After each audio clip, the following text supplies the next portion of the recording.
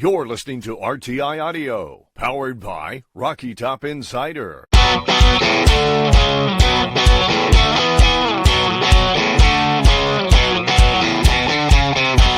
This is Pancakes and Bacon with VFL, Kyler Kerbyson, and Reed Bacon.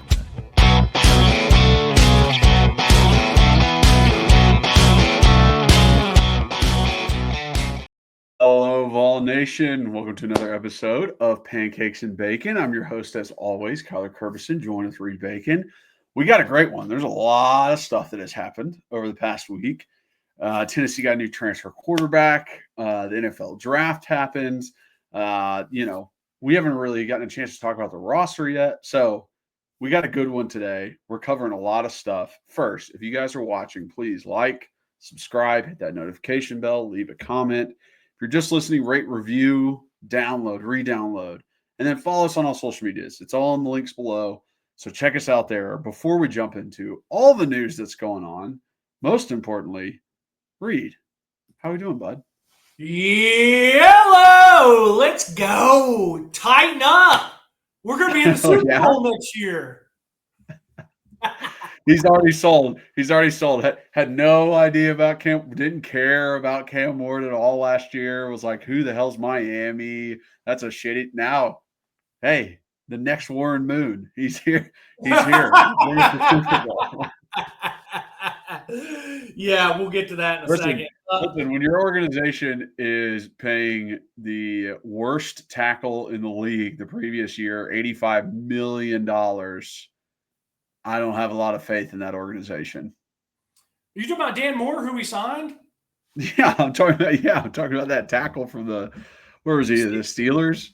No, he wasn't the worst tackle because we had the worst tackle on our team in NPF and Dennis Daly and all those. He can't be any worse than the tackles we've had the past couple of years. Yeah, my bad. Number three, yeah. Listen. Bacon junk removal and tighten up. Tighten up, bacon junk removal. The only way to do it. Yeah. All right. So, I'm doing well on this end. Listen, to talk Titans very quickly, or just the weekend at whole. I love the draft. I love it so much. I eat it up every year. It's one of my favorite weekends of the year. I watch Thursday, I watch Friday, and I even watch a decent amount of Saturday. I love it. I enjoy it. Cam Ward, listen, man, I wasn't sold on any of these quarterbacks this year. I really wanted us to trade back and take Abdul Carter. Sounds like there was a possibility for that because we didn't take the trade. But if Chad Brinker, Brian Callahan, Mike Borgonzi, and everyone over the Titans feel like this is a guy you can't pass up on, then okay, they do this for a living. Let's hope it works out. Another reason I don't get excited is because it's 50-50. The guys that you think are not, can't miss opportunities, they miss all the time. And other guys that, you think might be okay, but you don't know, they're probably not as good as X, Y, and Z. They turn out to be incredible. So my thing is we could have drafted Cam Ward. We could have taken Travis Hunter. We could have taken Abdul Carter. It's still 50-50. Either they're going to be good or they're not going to be good. And then if they are good, what's the degree that they are good? So for me, you have to have a quarterback in this league to compete. And if we had accepted the trade and gotten more picks, we still would have had to use the picks at some point in the future. Quarterback. Exactly. So for me, I'm just happy that it's not Will Levis. Now that is a guy I never wanted. And so I'm happy we don't have to go through that again. And it's nice to have a little bit of new hope. I mean, going into next year, I would have been excited to have Abdul Carter, but it is even more exciting. We got a quarterback and he's good. This is awesome. It's true. I guess you can always lean towards the 50% you're talking about. That's optimistic. Decision-making over there hasn't been great in recent years, so it's hard for me to be optimistic over there. It's the feeling. You understand it. You get it because we're kind of dealing with the same thing over at over at the Vols, where it's like you lose your quarterback, you don't have a quarterback, but for some reason we have hope. For some reason, it's like, hey, this team could still be good. The reason is the leadership that is above, that the Heupel, the trust in Heupel, the trust in Danny White. That is why we feel good about it. I don't feel that way about the Titans leadership right now. They need to prove it to me first, right? Yeah, and that's Heupel's already proved it to me. I've seen it. I've seen it work. I've seen it happen. I've not seen this Titans staff prove anything. Well, and listen, I hear you. I get where you're coming from. I do still think Brian Callahan has a chance to be a pretty good coach. It is ultimately still his responsibility on the wins and losses. But, Mike Bergonzi's new, Rand Carthon's gone. So, Amy Adams Strunk has always kind of been the issue at some points of things, even though we've had winning seasons. But I hear you. I hear you. Before we talk even more about the NFL draft when it goes to the Vols, before we kind of get into that, how have you been? How's life? What's going on over there in Nash Vegas? Been good. Not bad.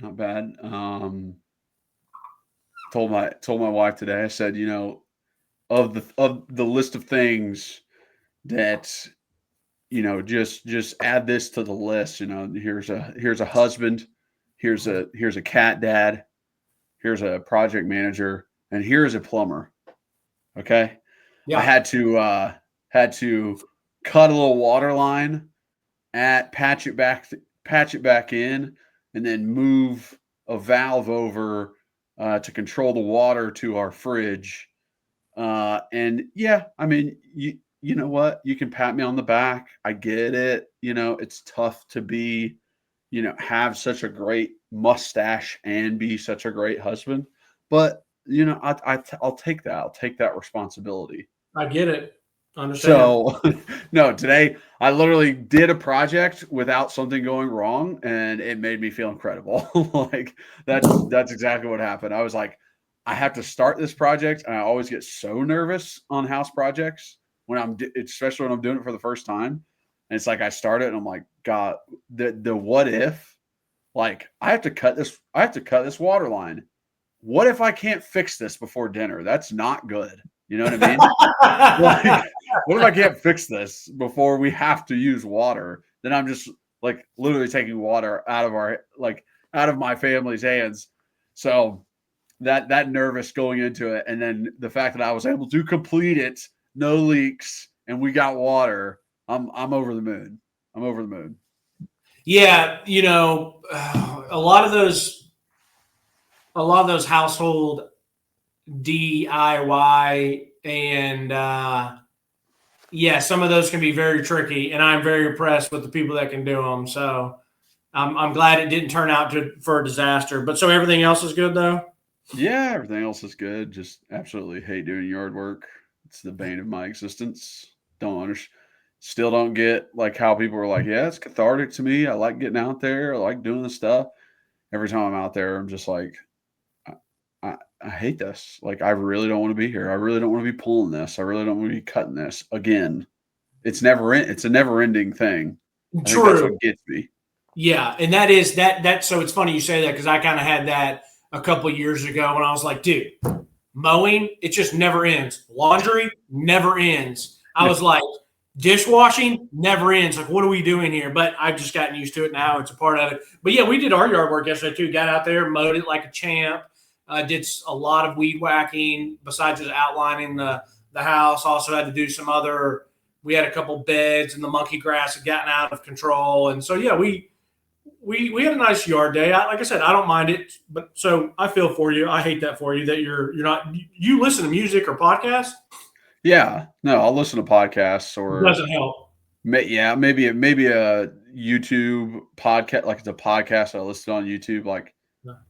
And that's fine, and it is distracting, a little bit, but still at the same time, just like this works. Like there's not the end result of like oh, I figured something out and did something like I did today with the plummet. There's not that like satisfaction in it Yeah, because it's yeah. like I'm pulling this weed out and that thing's gonna be back in like 3 weeks. Like that part of it, I'm just like, God dang it, dude.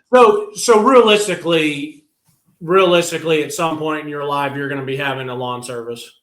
Yes, Yeah, I get that. definitely, Yeah, definitely. yeah, When your boy can fully afford that and it's not, we're not trying to save money or anything like that. Yeah, yeah. please do With this for me. my first house, my first house, the yard and everything was so small. Then the neighborhood kids that were like, one was in like 6th or 7th grade, his brother was in like 8th grade, and it was like $20, and they would come and mow the whole thing and like weed whack it and stuff. And it's like, dude, this is great. I don't have to worry about it. They Yeah, can, give them $20. They're out here working hard, good kids. And then for the bigger stuff, at like the start of the summer, I'd have someone come through and pull the weeds, lay mulch, all that stuff. And so that was nice. But now our yard is decent size and we have a good amount of things going on in the yard, front and back. So, but it's okay. Like Megan and I enjoy getting out there and doing it as much as you can enjoy it. By the end of the summer, though, I'll be annoyed with it. So yeah. let's jump into the NFL draft, and I Let's will go. read off. I'll read off, and we'll kind of go person by person. But I do want to have this small thought process that I've had, and I want to say it out loud. And it's a fun what if, and I just want you to hear it and maybe regurgitate what your thoughts on. Okay. So Tennessee had a really good defensive line, but let's just say this: what if Tennessee had Walter Nolan Jr. compared to Omari Thomas? Now, Omari Thomas was a really good leader. It sounds like a really good locker room guy, and he was a pretty good college player, but like an undrafted guy. So, say if you take Walter Nolan instead of Omari Thomas, or you get Walter Nolan, Omari Thomas, first round draft pick. It's like, okay. And then you got, instead of like an Elijah Simmons who signed an undrafted free agent, you keep Jordan Phillips, who like many people will forget. But like we had Jordan Phillips, he was here as a freshman. He leaves, transfers to Maryland, and gets drafted 5th round. Tyler Barron, who was here for a good time, a pretty good time, another 5th rounder. And then so you have a chance to be like Walter Nolan first, James Pierce first, Omar Norman Lott high second, and then 2 5th rounders. And it's like, can you imagine how good we were, but how unbelievable we could have been? And those are just the guys that are gone. Like clearly there were other people who are still here, thank goodness, with Bryson Eason and Dominic Bailey and Joshua Josephs and all that. But can you be like Walter Nolan and Omar Norman Lott on the inside on 3rd and 7 with James Pierce coming off the edge? I mean, that is a fun fantasy lane to live in. Now, listen, I understand that I'm picking and choosing that Tyler Barron left us. Mm-hmm. But I'm also, I'm not forgetting that we took Omar Norman Lott. It wasn't like he was Tennessee through and through, but it's a really fun game to play to just the pieces of the D line that got drafted to be like, holy moly. At some point they were in orange. And the last thing I'll leave it with here, because it's a fun thing to play with, as good as they were, I don't know if it results in any more wins or any, you know what I mean? Like, I don't know if having Walter Nolan and Jordan Phillips and Tyler Barron, if we beat Georgia, and then like it obviously wouldn't help us against Ohio State. But it's still fun to play with. No, it's definitely fun to play with. I think it's a cool idea to like think about all those guys on the same D line. I think part of the shine that they got was because they're not all on the same team and they get the reps that the other ones wouldn't. But especially when I look at it and I see where James Pierce went and I see where Omar Norman Lott went, who was with us for 2 years, I just look at Tyler Barron and Walter Nolan. I'm like, y'all made the wrong choice.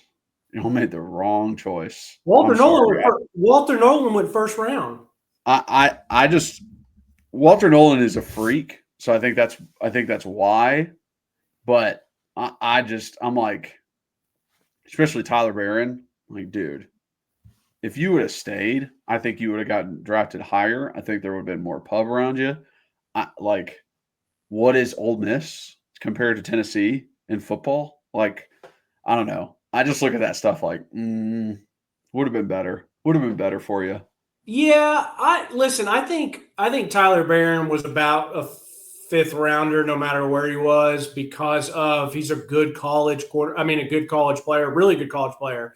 Obviously, good enough to get drafted. But as you and I have talked about, we liked his versatility in college to play, like the defense in spot or kick inside as like a defensive tackle and be a mismatch. Mm-hmm. But to do that in the pros, you have to be elite, like really, really good. And he doesn't have either elite size or strength or speed.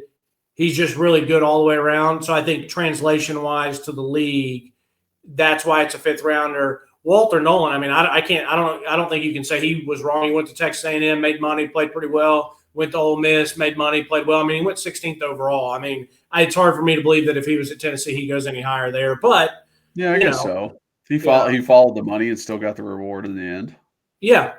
And but they still said when he got drafted, like, this is a guy that's, going to have to do it consistently, meaning like, if he's got the money now, how much motivation is there? But I'll say this, in a fantasy world, thinking about it, if I could be James Pierce, dude, to go from you're from North Carolina, you go to Tennessee, so not far down the road, and then get drafted by the Atlanta Falcons, who I've always said, like, living in Atlanta would be a dope NFL city. Shit. I love the Dome. I feel like they're a cool franchise. I like the uniforms. Live in a really nice part of Atlanta. You're not far from anywhere really in the South. I'm like, any first rounder, and I love what the Falcons did. It's like, we're not good on pass rush. We're going to take two guys. If one of them's good, at least if one of them's good, but if they're both, like, I think they both could be. I still don't understand the whole James Pierce off the field issues or whatever. I don't know. That wasn't my responsibility as a GM or a scout to find those out, but I watched every game the guy played, and he can play on my team anytime. Yeah. Anytime. I think, all that behind the scenes stuff, it's like you don't actually know what's going on, so it's hard for us to say it. But it seemed like the work ethic wasn't quite there. Hey, I am 6'4", 245, and an athletic freak. I don't necessarily need to work as hard as other people, study as much as other people, which I've seen happen. I've seen it with a lot of guys, and some can survive that way, and some can't. I mean, some get cut pretty easily because they can't keep up. So we shall see. But some of the other guys, Omar Norman Lott going to the Chiefs. Love it. Like, love it for Omar Norman Lott because we loved him so much once he got here. I think his pass rush ability is really what sold him and what made him like more valuable to teams and why he got drafted where he did. Because, I mean, he really was like, he was good on run defense. I mean, but there were just big moments where he got one-on-one with a guard and whooped them. Yeah. Whooped them for a sack. Yeah, and I kind of eat up a lot of the different stuff from certain publications. I'm not a big mock draft guy, but I do like hearing podcasts about people talking about prospects after they've delved into the film. And, they're talking about how good Omar was. And then people are like, yeah, but he's only playing 30, 40 snaps a game. It's like, well, hey, that's the benefit. If I'm – as a competitor, I like being on the field at all the times, and especially at D-line, you're like, dang it, I want to be in on every third down so I can potentially get a sack. So I get there. It's just like a running back. Instead of getting 18 carries, they want to get 28. I get all that, but if you can put that to the side, it's I guess not necessarily put it to the side's a good way. Just like it's kind of life. You take the good with the bad. As a running back, you're going to get the opportunity, and at some points the other guy's going to be in and get really good blocking, and that could have been you on the 60-yard run. But then again, in the long run, you're taking some of these hits off the tread off your tires, and so there's give and take. But yeah, I think Omar, for what he was asked to do, and I wouldn't be worried about him playing more snaps because I feel like he just has a great motor. And so it's awesome. We knew James would go first round. I'm happy he did go first round, didn't fall out of it. Like I said, I think it's a great spot for him because he's going to get a chance to start play right immediately, make an impact. Omar, though, I don't think it could be any better. You're going to a winning franchise. You're going to have, with a good culture, you're going to have a chance to win a Super Bowl every year because Patrick Mahomes. You have Chris Jones to learn from, to watch from, to rush next to. And so it's like, I when he got drafted, I literally said, whoa, like awesome for him. Yeah. And it's a great pickup for the Chiefs. I mean, the Chiefs draft well, just like the Eagles draft well. Like the teams that are good, they draft well. And so, dude, multiple reasons I loved it for Omar. Multiple reasons. And by the way, I went back to our pod where he committed and we were talking about him, and I haven't listened to it yet. I had it pulled up, but I hadn't listened to it yet. But I'm excited to go back and listen to that and see what we thought back then. I mean, heck, we only had a few plays Arizona State to watch. It wasn't like crazy amount of info on him, but yeah, super pumped for him. I think it's going to be awesome with the Chiefs. It did like kind of the same way I felt when Trey Smith went there. Right. But obviously with Trey, it was like the Chiefs just stole this draft. Yeah. Just absolutely stole it. I really don't get super upset with the Titans and who they pick and who they don't pick that year. I was pissed. I was pissed because I said, you are 2.5 hours down the road. I know the medical is a problem or a worry, but dude, it's the 6th round. And that was the year that the Titans had a horrendous draft. We took Caleb Farley first round. He's a corner who never panned out, had a lot of injuries. The next round, we took Dylan Radence, who was the guard from North Dakota State. And it's like, dude, we're in the 6th round now. You need guard help. Get Trey Smith, because if it doesn't work out, it doesn't matter. It's a 6th rounder. Like, who cares? So that one will forever piss me off, but I'm happy for Trey personally. The next one, though, is really funny. Because it's like Al Davis came back to life. I was trying to say. It's like, give me speed, baby, give me speed. Yeah, it's like Al Davis is like, my gosh, there's a 6'5" receiver who ran a 4.3. Get him. And they're like, wow. What are you talking about? We're not drafting him. Of course we're drafting him. Yeah. So I'm really happy for Dante. I didn't really know what to expect for him. If he had gone 3rd round, I'd be like, okay. If he'd gone 5th or 6th, I'd be like, okay. I didn't really get it. But to think about his time at Oregon and what he did there, and then to come here and it doesn't pan out his first year, and to come out his last year and ball out like he did and have some really, really, really big game-breaking plays, and then obviously he took big-time advantage of the draft process.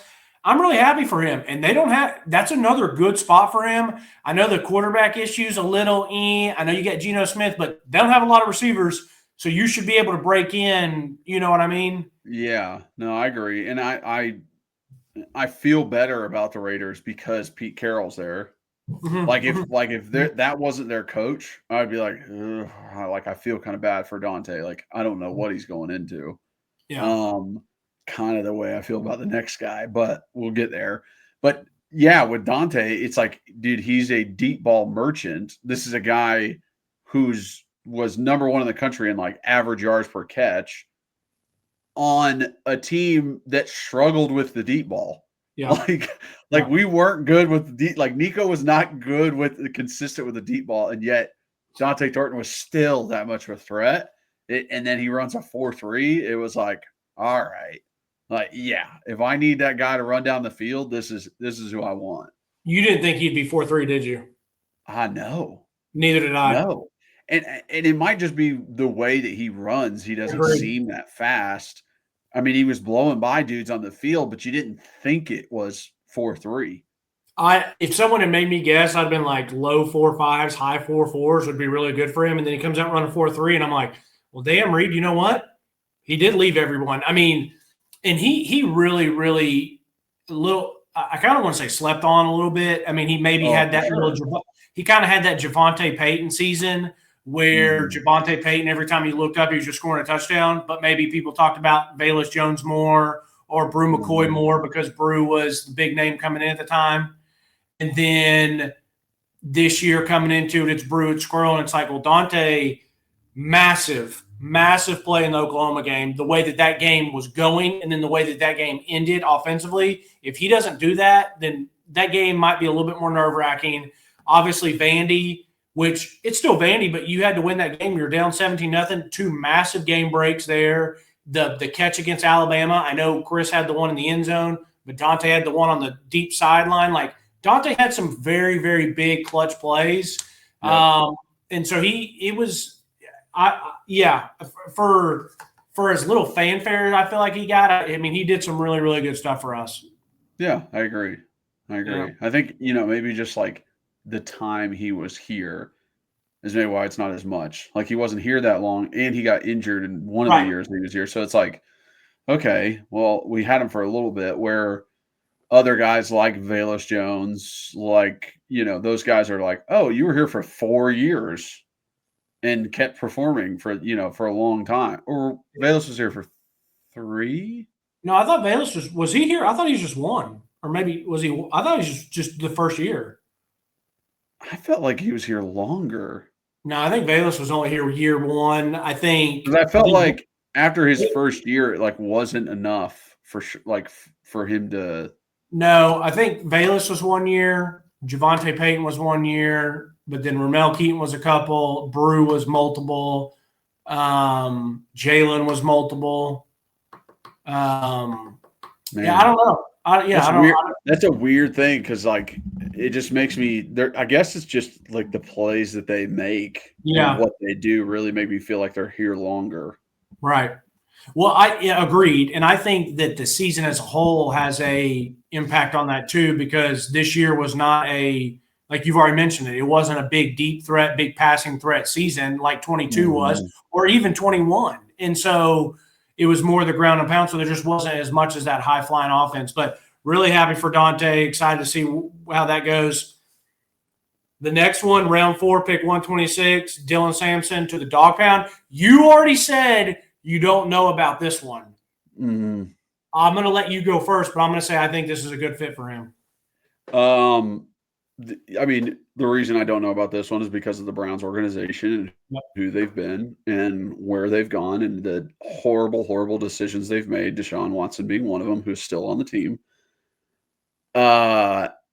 It makes me feel bad for those guys. Like, I remember when John Kelly went to the Browns, and I was like, I love John Kelly. I love the running back he is. I love how hard he runs.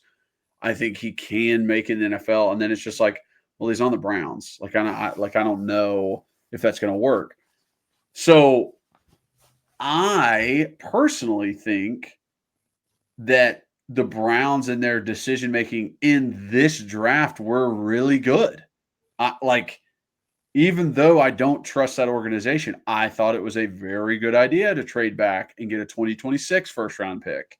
Yeah. And take a defensive lineman and Mason Graham as your first. Yeah. I thought it was a good idea to pick up Dylan Sampson in the 4th round. He is what's his NFL comparison? Alvin Kamara. You're telling me he can't have some success?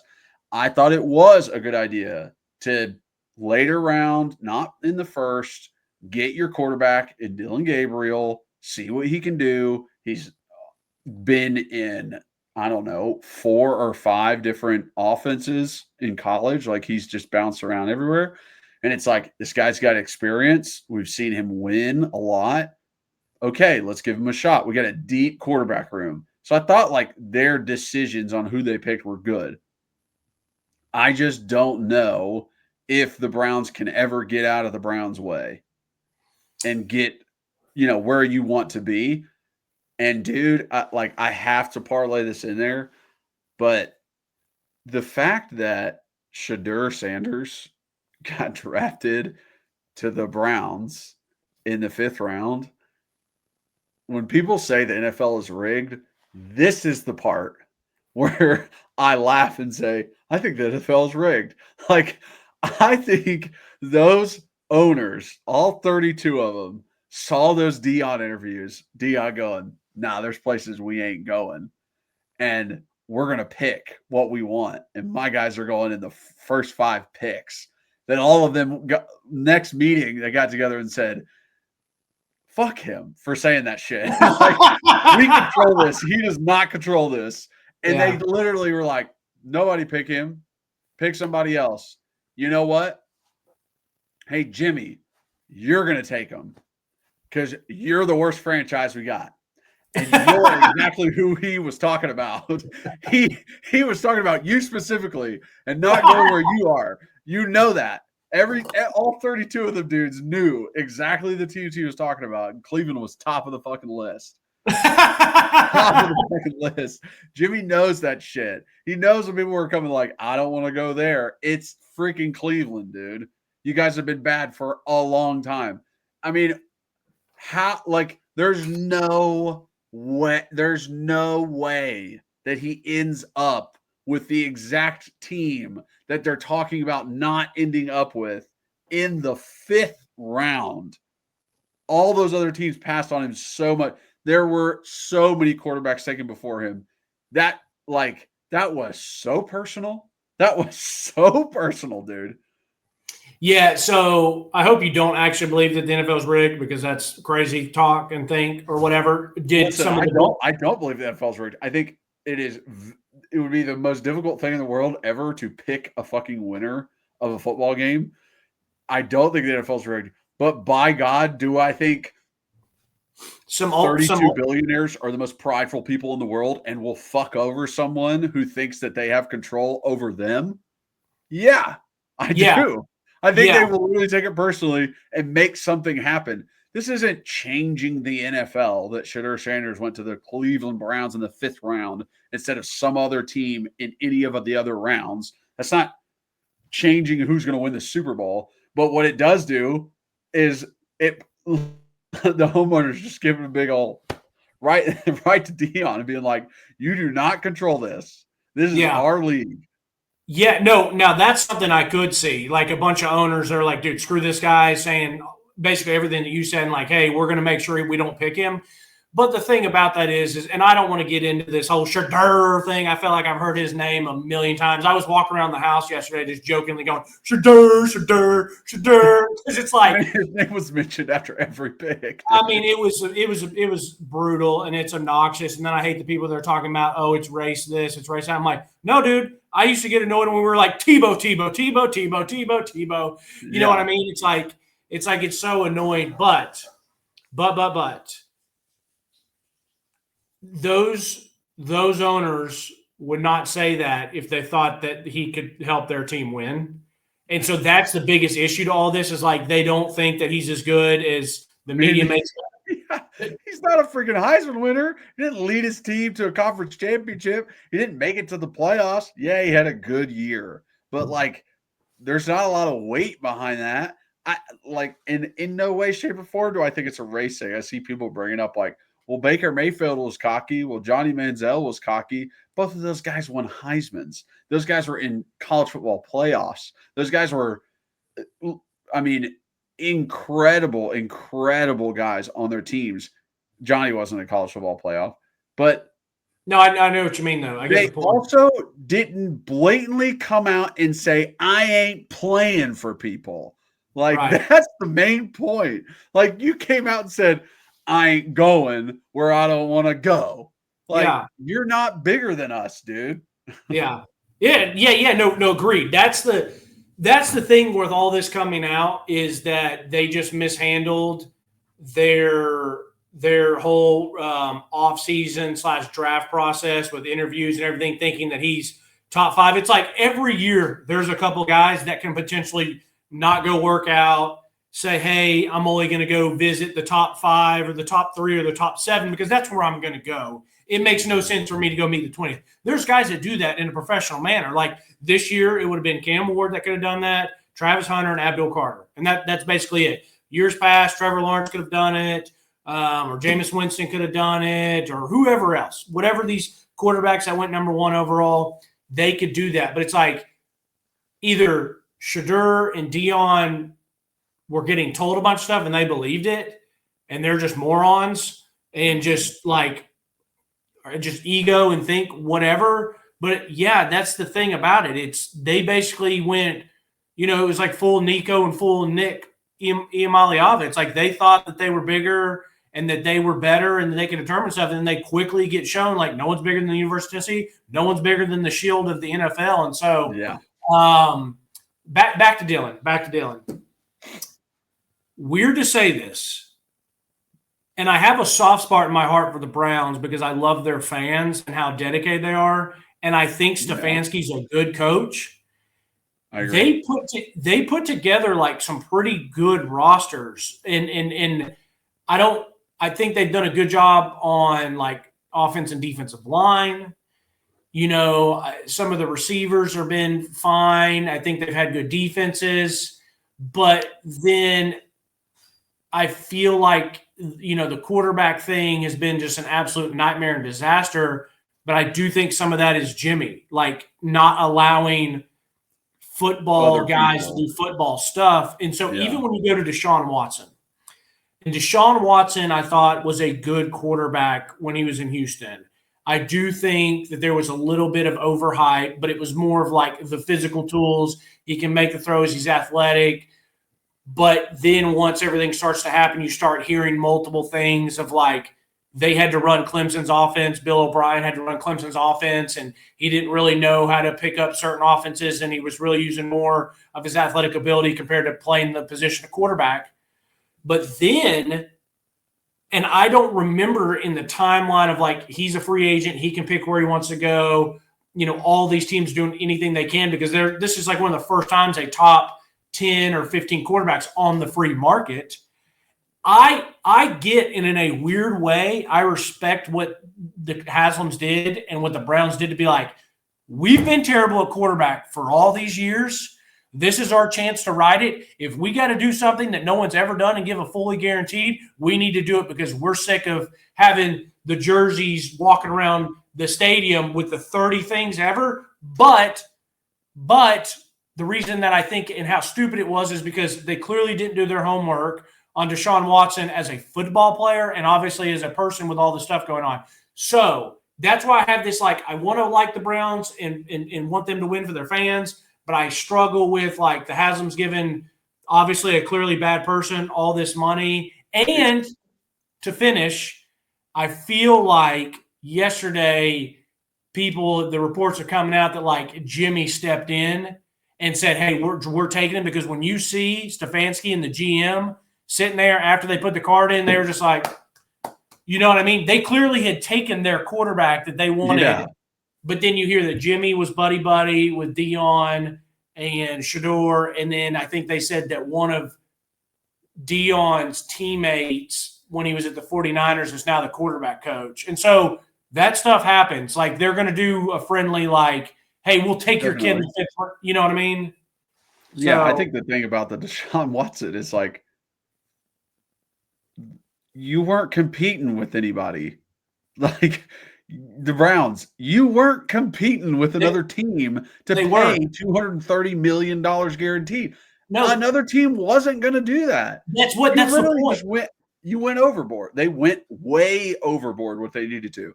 But they had to.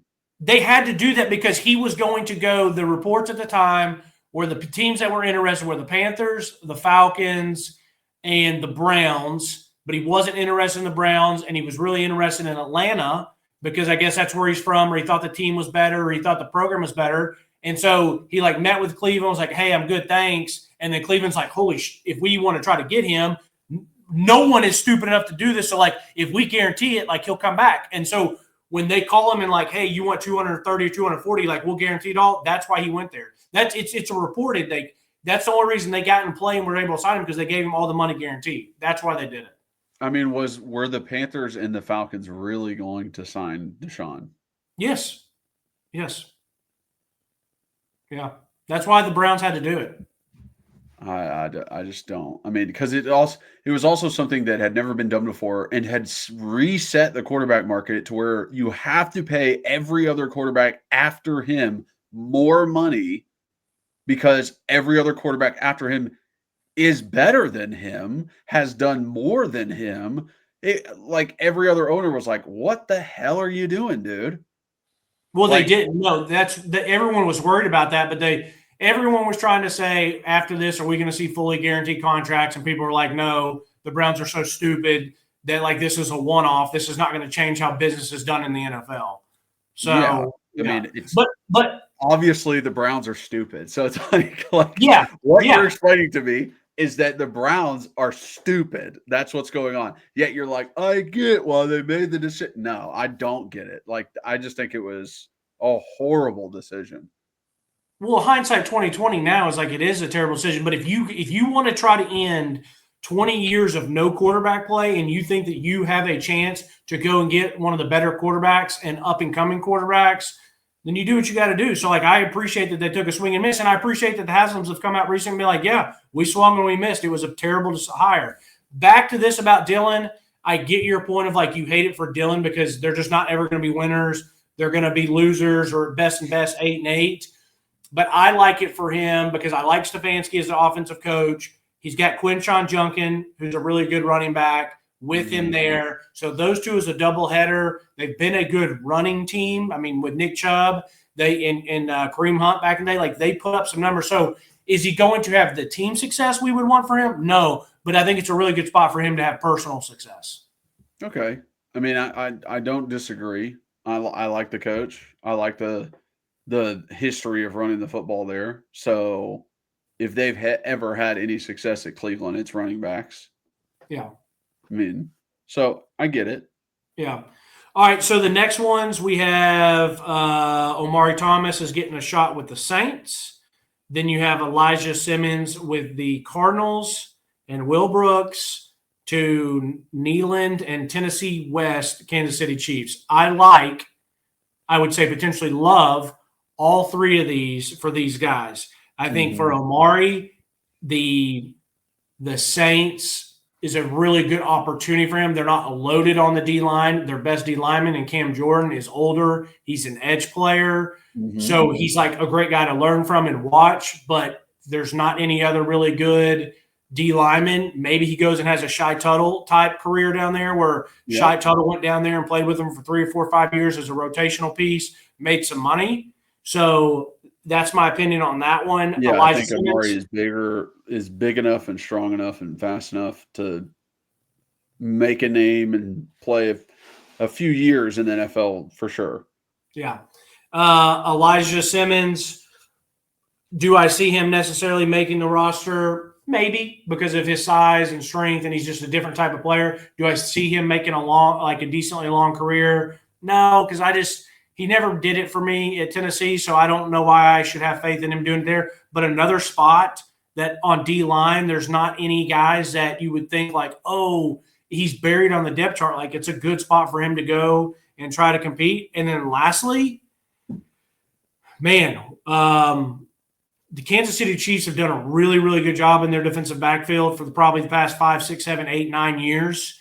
I believe they still have Justin Reed at safety. I don't know who their other safety is, but a good organization, a good program. If Will could just make the practice squad, I think that would be really, really awesome for him. But I just don't know if the physical limitations will finally catch up to him or not. I don't know. I mean, I think he could be a fantastic special teamers. I mean, play every special teams for them, make plays on them. I mean, hell, our first glimpse of Will Brooks was recovering a fumble versus LSU on an opening kickoff. So, like, he can do it. He's smart enough. He's got good enough physical capabilities. So, I think he can do it. To start at a DB position, you got to have some freakness to you. I mean, you got to be Harrison Smith. You got to be Eric Weddle.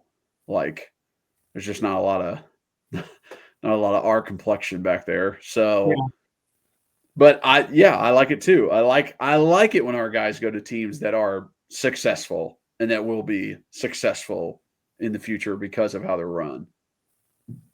Yeah. Yeah.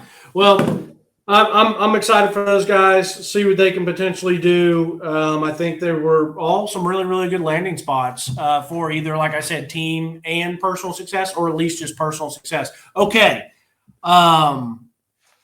Tennessee has a new quarterback. Yeah. Joey Aguilar. What's your thoughts? I'll let you go first. This guy is not a savior, so I don't want anybody thinking, oh, now that we have him, we're going to be fine. I think he is a fine quarterback. I think he ran a system that was similar in the way that, hey, we're getting some stuff out quick on the edges. Hey, we're hitting digs and slants and posts across the middle. We're also going to try and hit some deep balls. You're in the shotgun a lot. We're doing play action. You're handing it off in the shotgun. Those are all good things that can translate to our offense. Awesome. Great. Now, is this guy the most talented one in the world? No. He's got some. I saw some good balls across the middle, leading receivers. That's good. I saw some good zip to outside receivers hitting comebacks, which is good. We run that a lot. Didn't really see a lot of deep ball. And to really have awesome success in this offense, you got to have a good deep ball.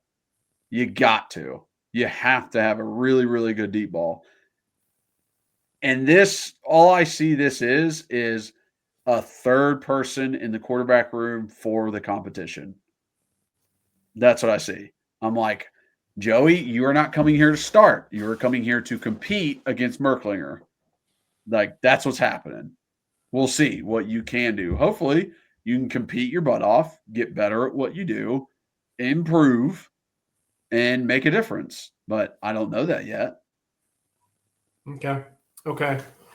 Yeah, so what's the way to attack this? I think I need to start by saying, now that the Nico thing is come and gone, I'm still very, very happy with everything that took place. I would not change it for the world, and I'm going to remind myself that, even if he plays pretty well at UCLA and Tennessee doesn't have great quarterback play and we drop a few and it's October of next year, I'm going to try to remind myself of that, because I can't have my cake and eat it too of saying, yeah, no one's better than the T, and then be like, damn it, why did we not pay him? I'm not going to do it. Yeah.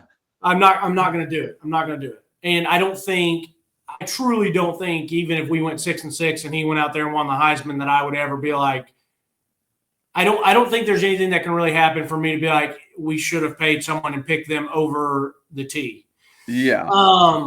But now that some of that has gone away, and I know who the quarterback is, and I think that emotions come down, and I never was full on like, I don't care if I'm playing quarterback, let's go. Like, it's about the team. I still don't want to lose. So it's not like I'm rolling with Jake and I'm rolling with McIntyre and that's it. Like, I'm not there. And so I've come down and been like, you know what? He was going to be our starting quarterback. He was going to have to take a big step this year to make us better. But I have to give Kyler and the other people credit to say, listen, you're still losing your starting quarterback in spring. You may need to come down a win or so. And I feel like I've gotten there to be like, hey, like, let's not say that the expectations are the exact same, I think is a good way for me to put it in my mind. And that is I'm glad you're starting to get there. Yeah, and it was nothing personal against Nico, and it was nothing. I think like I said on here, I have so much trust in Heupel and in the system, and I was still worried about Nico taking that next step. But then you think about it, it's like, well, George McIntyre ain't going to be it, because if he's it, then we're going to be awesome, because that means he's incredible to be able to come in and start as a true freshman. Yeah. You know, Jake Merklinger, it sounds like, and once again, you and I have not seen. We've not gone to practice yet. We will in the fall, even though that one practice probably isn't going to tell us a ton, but you're still going to get to see some things. You know, maybe I should think about it, Kyler, that practice that we went to last year and we watched Nico and knew Chris Brazel and all these dudes, and they all did routes on air and it looked like ass. Sorry, I don't like to cuss. It looked like ass. And then I called Ryan Shumpert from Rocky Top Insider. I said, dude, you go to all the practice. I'm just here for this one. That's one of the worst routes on air I've ever seen. He's like, yeah, that was one of the worst ones I've seen too. He's like, but sometimes it's not much better. Maybe I should have put 2 and 2 there that the passing game wasn't going to. Anyways, I digress. So we get Joey. I'm like, okay, I'm going to sit down and watch some full films, meaning just turn it on like I was going to watch an Appy State game. Mm-hmm. And before I can do that, I start seeing clips come up on Twitter. People are showing clips of interceptions, bad decisions, bad throws, whatever. They're like, hey, it's just he's not that good. And then, of course, you have Tennessee fans being Tennessee fans that you get that individual who I think was just trying to be honest, like, hey, let's not put the cart before the horse. This guy's not a savior, as you said. Yeah.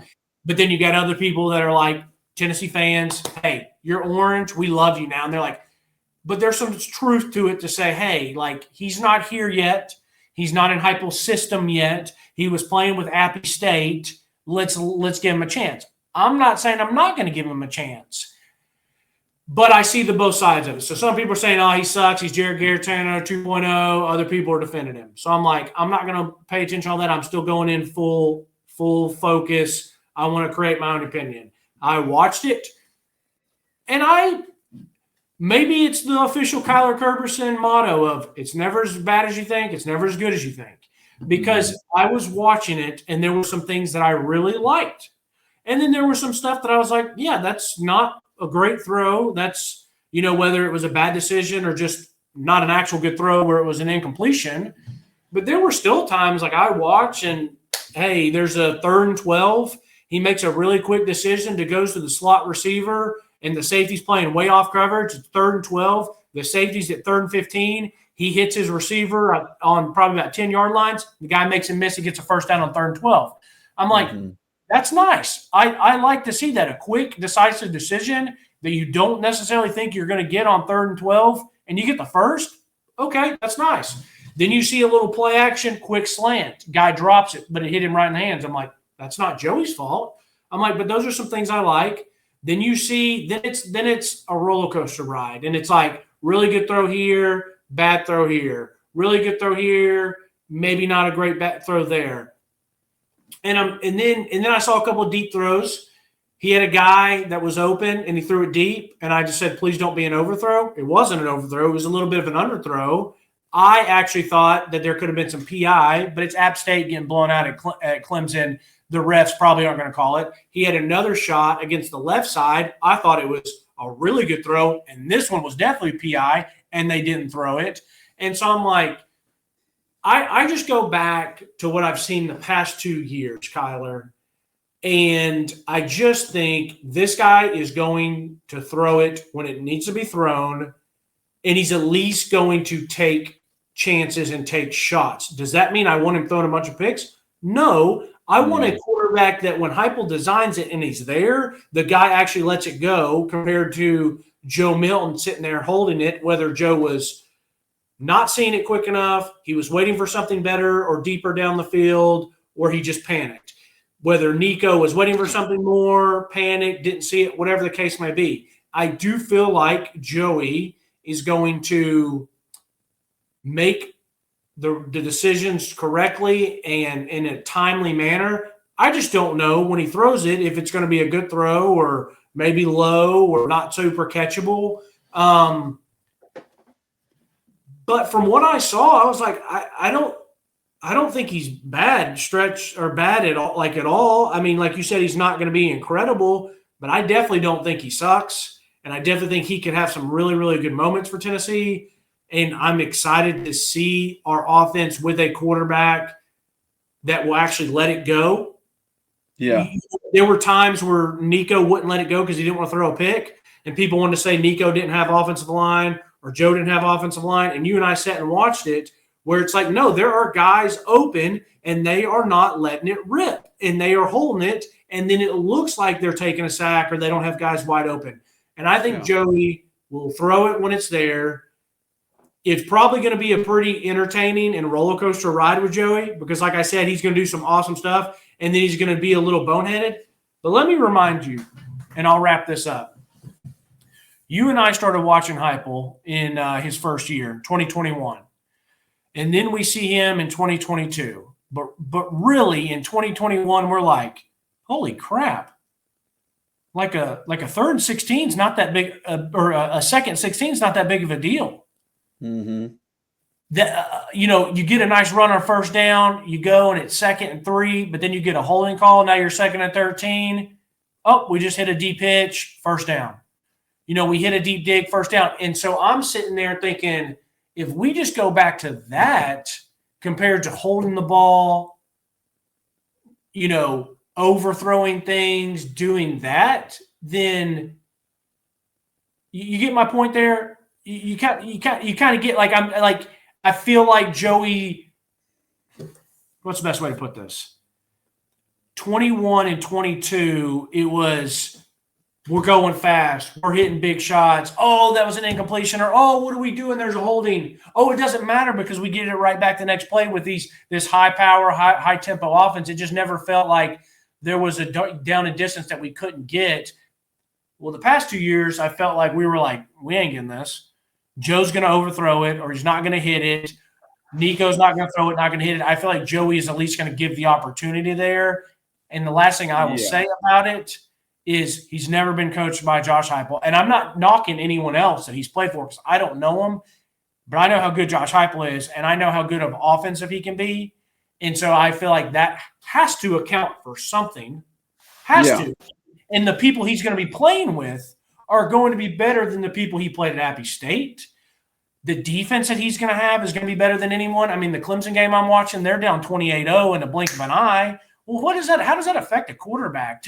He's wanting to try to win. He's wanting to try to compete. You're going to maybe take some other risks. So I feel like he's not as bad as I thought it maybe people made it out to be. But then again, there's going to be frustration plays where Appy State has a really nice design where they bring a slot receiver in to hold the safety. They bring a tight end wheel route. It's there. It has the potential to score. He overthrows it. And that stinks, but at least he let it go.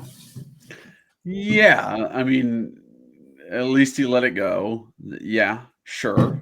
I think what you're missing here is in 21 and 22, we had a quarterback with a really good accuracy rate and a quarterback that made good decisions.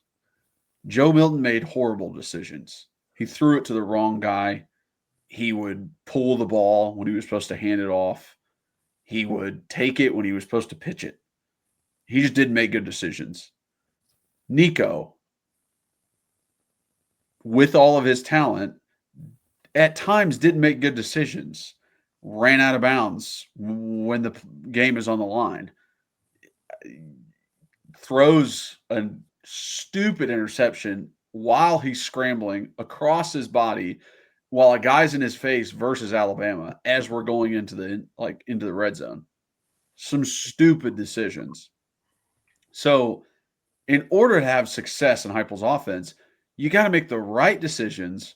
You got to have some accuracy with the ball.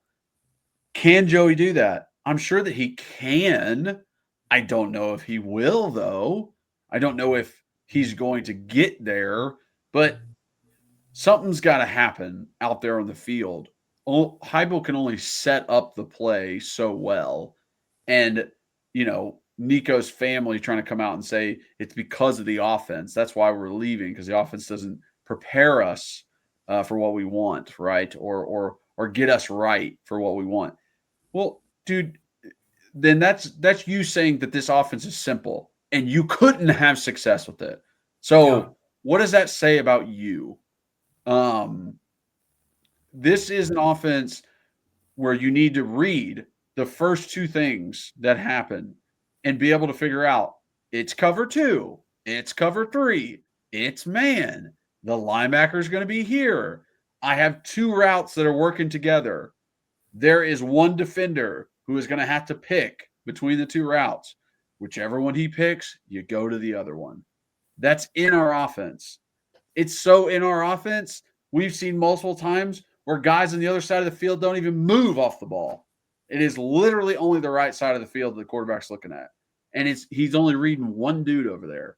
And hey, that makes sense in college. Of course, in the NFL, you're going to have more complex offenses. Of course. But if I need to get 6 yards and I know that I can run 2 routes over here that work in tandem, and all my quarterback has to do is read one guy and make an accurate throw, then let's do that. That's why Heupel's doing it. So it's just all about those guys making the right decision and making an accurate throw. I don't know if Joey is there. Just like I didn't know if Joe Milton was there. Just like I didn't know if Nico was there last year. When we were going into 2022, I saw stuff with Hendon in 21. The back half of 21, I saw the decision making. I saw the accuracy. And going into 22, it was like, ooh, this is exciting. And going into this year, it was like, Nico, if we can get to there, this is going to be great. But now we're kind of starting on the chopping block again. We're up in the air when it comes to quarterback. We're going to try and figure this out. Hopefully they can figure it out faster this time, and it's not such a struggle to get. But I need guys making the right decisions first, and then give me some accuracy on those decisions. Yeah, Hendon was really good, but let's not get it twisted. He still had plenty of overthrows, whether it was deep ball shots that he missed or a deep dig that was airmailed or whatever else. So, no, I mean, I think he had some really bad throws versus Georgia in that 22 season. Yeah, I mean, Hendon was good, but I also think we're getting to like and appreciate Hendon even more because of the past 2 years of quarterback play. Mm-hmm. But from what I saw with Joey, I really wasn't – I thought a lot of his decisions were fine. I thought that the throw was where we're going to ride a roller coaster because someone's going to be there and he does make the right decision and he just misses them. And then other times he's going to throw it and it's going to be perfect. So I'm not necessarily worried about the decision making. I'm more worried about the once he makes a decision. And that's how I feel like Hendon. I feel like Hendon made the decision a lot, and then sometimes he would hit it and other times he wouldn't. So listen, I'm not sitting here and telling you he's going to be Hendon Hooker, but I at least think that he's going to go to the right place, which sometimes that was a hard thing for Joe and Nico to even do, to go to the right place and then to complete it. At least I know I felt like Joey sees it and will go to the right place. So, but overall, I still agree with you. I don't think that he is some massive savior and going to be some great quarterback, but I don't think he sucks. And I do think that seeing some of the clips, there were some bad clips on there, but like the one that looked like the Clemson guy could have jumped and picked it, when you're throwing a hitch route like that, like it's one step and go and throw it, that's more potentially on the receiver not knowing the right route. The problem is it was the first play of the game too. Right. Agreed. So, So anyways, like I don't know. Maybe I'm just a little bit higher on him than maybe I expected or thought, because everyone's like, Jared Garantano 2.0. And I'm like, well, I don't see that with this guy. Like I see some really nice, quick decisions, accurate throws, whatever else. Okay. Yeah, no, I don't see that. That's not don't compare a lot. That's a big insult comparing people to JT. I know. Okay, portal and roster. Yeah. Okay. Very quickly, I understand why Christian Charles leaves. Not a big deal. And what I mean by that is, would I like to have Christian Charles on the team? Yeah, absolutely. The guy has played in spots over the past years, but in this NIL world, you ain't getting depth. You're just not getting depth. If these guys are not, if they are not starters, or if they are not freshmen or sophomores that are going to try to start by junior and senior year, they're gone. You're not going to get any more stories where you got a junior or senior who is a rotational guy or a backup, and one guy goes down, he steps in and plays really well, and people remember him. I honestly think it's like it's moved up in years where guys could deal with starting their third year. Now, if they're not starting their second year, like they'll give you the benefit of the doubt first year. I'm a freshman. Okay, that's fine. But if they are not legit starting their second year, they just they go, I'm out. Yeah. I can go start somewhere else. I don't I know. know that I can. That's what they think. I still think it's junior year. I mean, because Christian Charles was going to be like a senior, maybe, definitely a junior or senior. John Slaughter, I think this was going into his junior year. I could be wrong, but anyways, It depends on the thing, because it's like for an offensive lineman, last year's interior are saying to themselves, I'm not starting above Cooper and Spraggs. They've been here for 5 years. Right. And then they come into this season like, all right, I'm gonna get in there. And then you bring in two guys that are juniors and seniors. It's like, right. Well, shit, I'm not gonna get in there. Well, and the thing is too, like, I think we just can use you as a perfect example of, you're there, you redshirt freshman, and then you're a redshirt sophomore, which by your redshirt sophomore, you're, like you said, you're kind of the sixth man swing tackle or whatever else. So you're a junior in high school, in college at this point, but you're only a redshirt sophomore on the field. Like, were you, would you leave, or you're like, no, I still have 2 years to play?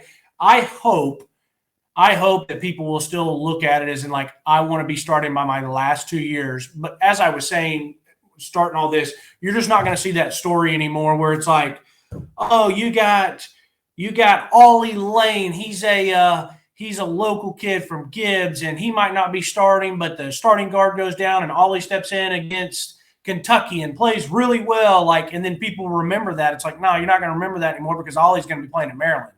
Nobody's going to be there. Yeah, so it's like, and I just use that as an example because, like I said, you're either a starter or you're a young cat. That depth piece is gone, and so I know depth matters, but I know this is also happening all around college football. So for me, it still hasn't happened where Christian Charles leaves. Okay, I understand it. I'm not worried about it. Christian Charles does not affect our wins and losses next year. No offense to him. John Slaughter definitely doesn't bother me because I never saw the kid play, so I don't know. He's been here. He had his chances. I didn't necessarily love his film coming out. I know he's a local kid, but when I watched him, I was like, yeah, he's a 3-star. Like, I get it, and he's going to have to improve and be better. And I guess that didn't happen, so I want the best for him. I hope he goes somewhere and plays, enjoys it, and plays well. It's nothing personal. I'm just saying as a fan, like, okay, John Slaughter's gone. Doesn't bother me. Aiden Bussell or Brussel, whatever his last name was, like, watch this film. You and I like this film. But we stepped in like 3-star guy, local guy. He's going to have some work cut out for him. I'm not surprised he's leaving. It's not going to affect us wins and losses. And then the last one, Jacoby Thomas. People are saying Jacoby might be coming back. Maybe this is a money play. Maybe this is a Boo and Ricky thing. I don't know. I liked/loved Jacoby Thomas. I think everyone in Vol Nation did because of how hard he plays. He's a local guy. He has everything going for him. Mm-hmm. Once again, as hard as this is to say, I like him, and I loved how he played the game of football. He's not affecting us in wins and losses next year, in my opinion. He can help you win some games, and he can be a good player. But to replace him, I don't think it's that difficult. Maybe I'm wrong, and you do need guys like that on your team that are bringing that physical attitude and that kind of just that intensity. And so you need that, but in like last year, you had him, you had Omar, Norman Lott, you had some other guys. But, hey, if he's not doing it, then that means one of the linebackers has to bring it. Boo Carter, Boo Carter's going to be bringing it and talking and stuff like that. So it's like, Jacoby, I wish he was here. And it is a little weird because you would have thought, hey, you're going to have a chance to play and start. Maybe spring didn't go well. Maybe he wasn't slotted as starting. So he's like, I got one more year of ball. I'm going to go start and play full time. And that's where you are. Yeah, no, I think I'm with you. I agree with you. It's not going to affect wins and losses that much. And partly, it's the position you play, my guy. Like, go down the list of positions in football and of importance. And when is safety on that? Like, I understand safety position, right? That what they do is hold off the back end, but I'm like, having a very good corner is probably still above having a very good safety. It's not probably having a very good linebacker is still above having a good safety. Having a good offensive line and defensive line is above a safety. Having a good quarterback is above a safety. Having a good running back is above a safety. Most likely having a good wide receiver is above a safety as well. You got safeties maybe bottom two, like tight end is probably the bottom position of importance. Like you need to have the great tight end to win games, and it's safety. So it's like, buddy, like the position you picked, the position you're playing and that you're good at is part of it too. Yeah, I completely agree. If you were looking at this in the NFL, and if you were looking at this with a roster type building and how you're going to pay your roster in college, you're going to say, I can try to get away with a guy at safety or linebacker or tight end, and you can kind of hide them more than you can probably at any other position. Not to say that guys don't get paid and make great money in the NFL, but those safeties that do, they're like elite, and they are a game changer for their team. Obviously, if we have Eric Berry and Eric Berry wants to leave, Eric Berry's going to make whatever he wants. Yes. Because he's elite at the safety position, but the safety position at itself is not. So I agree completely. It's a very good point to bring up that if it was money that he was looking for, you're unfortunate that you're playing safety. You're not playing a high important, because position. Like if he was playing a higher important position and he has the attitude that he has, I think there's a fight for him to stay. Like the attitude that Jacoby Thomas has that we love so much, his physicality, his effort, the amount of like, I am coming after you like crazy. If that was a defensive tackle and he was doing that out in the field, I would be like, I don't want to lose Jacoby Thomas. I want him to stay because he has this freaking attitude. He puts people in the dirt and he's 315 pounds. Like there would be a difference, right? He's at safety. I love his attitude. That's the kind of attitude you need on a team to win. But because it's not the most elite thing we've ever seen at that position, and it is that position, it's like, okay, well, I can get someone else in there and we'll be okay. Yeah. So I'm not, I don't know if it's trolls. I don't know if people are serious, but it's like you see 1 or 2 or 3, 4 dudes leave and they're all like, oh my gosh, what's happening? Like Heupel, I saw the A to Z Sports, which I don't listen to a ton of stuff they do, but I see some of their stuff because they're in Nashville. And so they do a lot of Titans coverage more than, the local radio or media here does. So I'll catch some of the stuff, but I saw some of their stuff and they're like, all right, this is pathetic. Like Tennessee needs a general manager. And I'm like, 3 backup safeties and a lineman leaving. If y'all are freaking out over that, thinking we need a GM over that, like, listen, that's not the argument. This ain't no mass exodus. I know it, right. And they can say, well, the Nico situation wasn't handled right. Was it? You weren't in there. Maybe this is exactly what Tennessee wanted. Yeah. You know what I mean? You don't know if that was handled correctly or not. And what other way should it have been handled? Right. So with the G in there, he just would have paid him? Right. Or that's the only thing. There was only 2 options, dude. So like, which one did you want them to pick? Yeah. Pay or not to pay. Everything else doesn't matter. So what was I going to say? Yeah, I don't like all that stuff if it's troll or not troll, but people are like, hey, like I'm really worried about this. Heupel's lost the team, this, that, and the other. We don't have safeties. It's like, guys, take a deep breath. We're going to be fine. It's okay. You don't think Boo Carter could play safety? Oh. And then I even forgot that Jordan Thomas was still even on the team. He's coming back off an injury. Come on, guys. Come on. I mean, there's plenty of options back there. And once again, whether it's safety, corner, offensive tackle, guard, doesn't matter. None of the guys that we have lost are elite. They're just not. So the last question I have about the roster. Let me give you a little bit of this too. I told you this, but I want to tell the fans this. So we have a buddy, or I got a buddy that I went to school with. We've talked about him on here before. He's been in the college football director of personnel, or director of ops, and then director of recruiting. He is at a group of 4 school now, and he was letting me know that this school cut 15 dudes. Some of them were I don't know if all of them were scholarship and a few walk-ons or what, but there were scholarship guys that the previous regime of coaching staff had offered, and they brought them in this spring and said, like, listen, you are more than welcome to stay on our team. You're going to have a spot on our team, but you're going to have to be a walk-on. We need your scholarship. Like, sorry, it is what it is. We want to be honest with you. They had to cut 15 dudes. So I want Tennessee fans to know that if you see dudes enter the transfer portal, it might not always be their decision. It might be the coaches saying, hey, you're not going to start here. You're not going to play here. If you want to play, you might need to go. So immediately people always see portal and say, oh my gosh, what's happening with us? When you don't know if they were told to do that. And so that's, like I said, that's a group of 5 team that I know for sure that had to have tough conversations where they cut 15 people.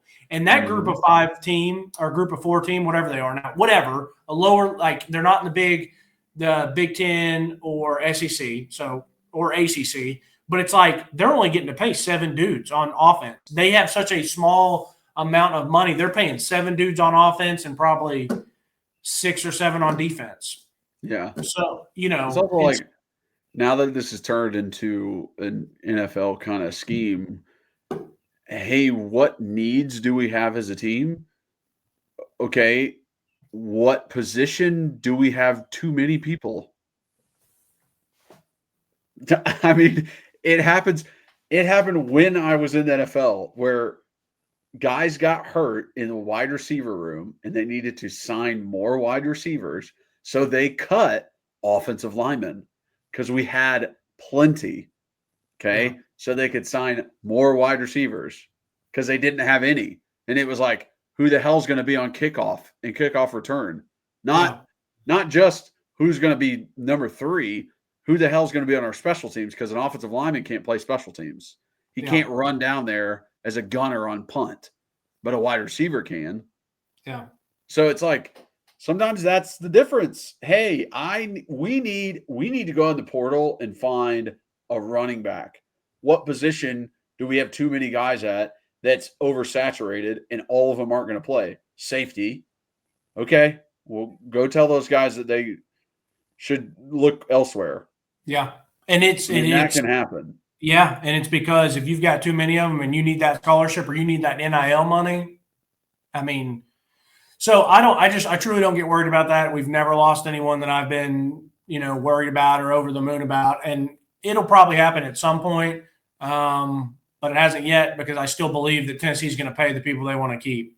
They didn't, Ricky got paid, Boo got paid, Mike stayed. So anyways, last question and then we'll let you go.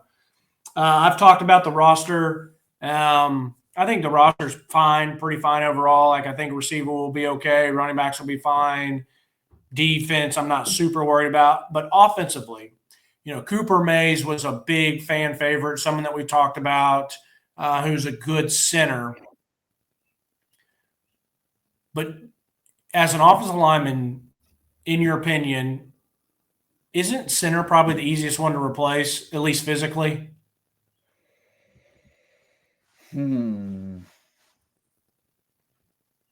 No, I would say guard is the easiest one to replace.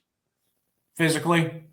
Yeah, physically, mentally, all of it. Well, I knew mentally. The reason I said physically is because I know the centers have to be very, very intelligent and very smart for all the blocking schemes and everything else like that. Okay, that's just what I was curious because, I mean, I know we got Wendell Moy and Sam Piddleton and some of those other dudes at guards, and I was sitting there thinking like maybe those are more difficult. But I guess you're right. I guess you're right. So then there is I think. Go ahead. No, so I was just gonna say. So I think replacing Coop is a big deal, but it's not necessarily impossible. Like if William Satterfield comes in and is a pretty smart cat, like we might not hopefully skip a beat type deal. Yeah, and you're able to snap the ball. I mean, that in and of itself is difficult, and getting used to that is difficult. Also something that maybe people who haven't played the position before or pay attention to enough is, and I've said this, I've talked to you about it before when like you've asked me about like technique and stuff. And I tell you like, yeah, a big difference between, tackle and guard is the distance that you are away from the defender. Like you're at tackle and you're pass pro, like you're not touching him till your third, fourth, fifth step sometimes. Like it's like this space, this gap. I need to time this punch perfectly. At guard, there's a lot of times where it's just, it's your second step. It's your first step. They are right on you. At center, the dude is touching your face mask. Like it's another level because guards will scoot back from the center. Tackles will scoot back from the guard. The center is on the line of scrimmage. Okay. So like the physical stuff that he has to do is different than what everybody else has to do because he has to take different angles to get into blocks. He has to punch with different hands to get into blocks. He's got one, right? He's got one on the ball. So what's he doing as he snaps? Punching. Is he punching? Is he waiting to get his other hand back up to punch? A guard is like hands in the dirt, both hands up. Hands in the dirt, both hands up. Tackle, you're in an up stance. You have both your hands. So it's like the center is definitely harder to replace and be good at. The guards, I would say, is the easier one to replace because more guys can play guard. More offensive linemen you recruit from high school can play guard than any other position. There's not a lot that can play tackle. There's not a lot that can play center, if that makes sense. I can move a tackle to guard. I can move a center to guard. But trying to move those other ones to center or those other ones to tackle, it's just like, hey, dude, you're 6'2". You can't play tackle. Yeah. Well, then, I'm glad that's why I asked you, and that's why I enjoy our conversations because, like, I clearly was wrong on that thing because I'm sitting there thinking – I think I was just thinking about it physically more but I'm sitting there thinking after the ball snap. I'm not thinking about – because some guys it's going to be really weird to have one hand down, one hand up, guys right on you immediately. That can be very uncomfortable feeling mentally, and so you're right. Like guard is – you are another step back because you're going toe to heel. I'm glad I asked you that because now, I was wrong in saying that I think center would be decently easy to replace physically. But it's a lot on this center, I guess, too, in all of football, but definitely in this one when you want to go fast and things of that nature. So, yeah, okay. Because there are four other guys, 5, 6. Everyone depends on you to line up. So, like, if you're running a fast offense, you have to be first every play. There's guard can't do anything. The guard can be as fast as he wants. He'll run up close to the ball, and he'll just look down and wait for the center's foot to get set. And then he'll be able to go, okay, now I can get my stance because it's like he's just dead water. Same thing for the wide receivers all the way out on the edge. Same thing for the quarterback and running back in the backfield. Like until my center is set, I don't know what 5 yards is, right? I don't know where I'm supposed to be standing until this guy's set. So it's like there's a lot of pressure on the center, which is why those guard positions those are the easier ones to get away with. You're right. Yeah. Okay, good. I'm glad that I asked. Okay. Well, that's the only other roster ones I had because, like I said, when I did the pod by myself and kind of broke down through everything and looked through everything, like I said, the guys that we've lost, that's not going to change my mind on the roster. I know that we've had some visits with some guys to see if we're going to add anyone else. But as of right now, I still think the roster's, pretty solid and pretty good. Yeah.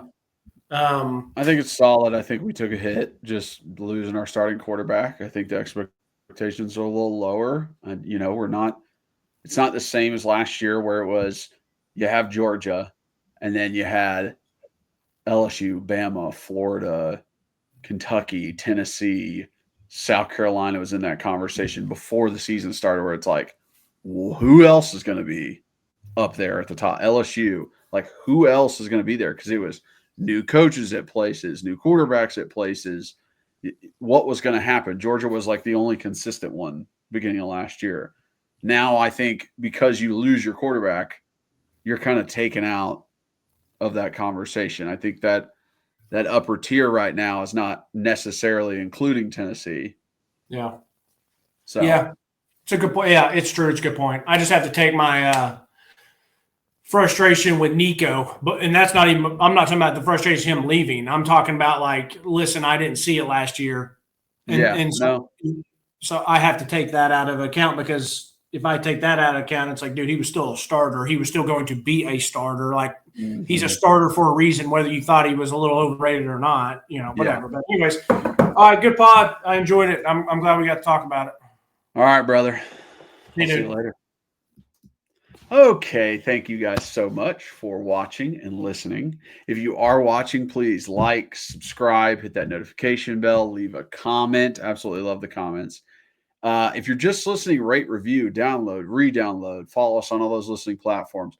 Follow us on social media at Pancakes and Bacon, for our main account on Twitter at Pancakes and Bacon _RTI on Instagram, at rbacon26 for Reed, at Kyler Kerbyson for myself on all social medias. So check me out there. Always appreciate it, guys. Best fans in the world. We're probably going to take a little bit of a break until camp comes around in August. So this will be our last one. But then we'll ramp back into it once football comes around. So as always, go Vols.